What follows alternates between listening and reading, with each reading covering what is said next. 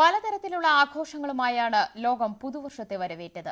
എന്നാൽ അവയിൽ നിന്നെല്ലാം വ്യത്യസ്തമായിരുന്നു കോഴിക്കോട് കൊയിലാണ്ടിയിൽ നടന്ന ഈ പുതുവർഷ ആഘോഷം. നട്ടലിന് ക്ഷതമേറ്റി കിടപ്പിലായവരുടെ സ്നേഹസംഗമമായിരുന്നു ആ വ്യത്യസ്തമായ പുതുവർഷാഘോഷവേദി.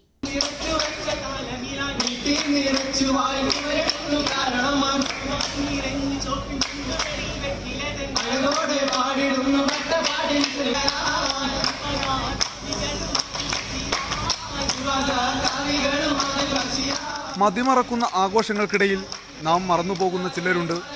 എന്നാൽ നെസ്റ്റ് പാലിയേറ്റീവ് കെയർ അവരെയും ആഘോഷങ്ങളിലേക്ക് കൈപിടിച്ചുയർത്തുന്നു. അവനവന്റെ കാലിൽ നിൽക്കാൻ പറ്റുക എന്നുള്ളത് ഏറ്റവും വലിയ ഭാഗ്യം. സ്വന്തം പ്രാഥമിക കൃത്യങ്ങൾ സ്വന്തം നിർവഹിക്കാൻ പറ്റുക എന്നുള്ളത് തിരിച്ചറിയുകയും അത് ഒരു എമ്പതി, ഈ അവസ്ഥയിൽ ഞാനായിരുന്നെങ്കിൽ എന്താകുമായിരുന്നുള്ള ചിന്തിച്ചിട്ട് അവരെ സഹായിക്കാൻ തയ്യാറാവുകയും ചെയ്യുന്ന ഒരു നല്ലൊരു തലമുറയെ വാർത്തെടുക്കുക എന്നുള്ളതാണ് ക്യാമ്പസ് ഇനിഷ്യേറ്റീവിന്. നട്ടലിന് ക്ഷതം സംഭവിച്ച 80ഓളം പേരാണ് സ്നേഹസംഗമത്തിനെത്തിയത്.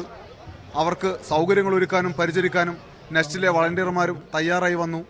വർണ്ണ ബലൂണുകൾ പറത്തി മന്ത്രി TP രാമകൃഷ്ണൻ ഉദ്ഘാടനം ചെയ്ത സംഗമത്തിലൊരുക്കിയ കലാപ്രകടനങ്ങൾ പരിപാടിക്ക് മിഴിവേകി.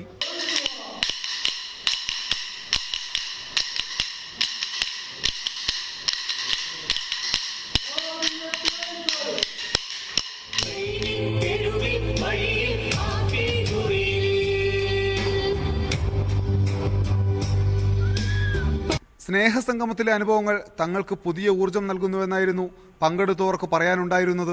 ഇത്തരം ക്യാമ്പുകൾ വന്നതുകൊണ്ട് എനിക്ക് ഒത്തിരി സുഹൃത്തുക്കളെ ലഭിച്ചു. അതിലുപരി സന്തോഷവും സമാധാനവും കിട്ടും.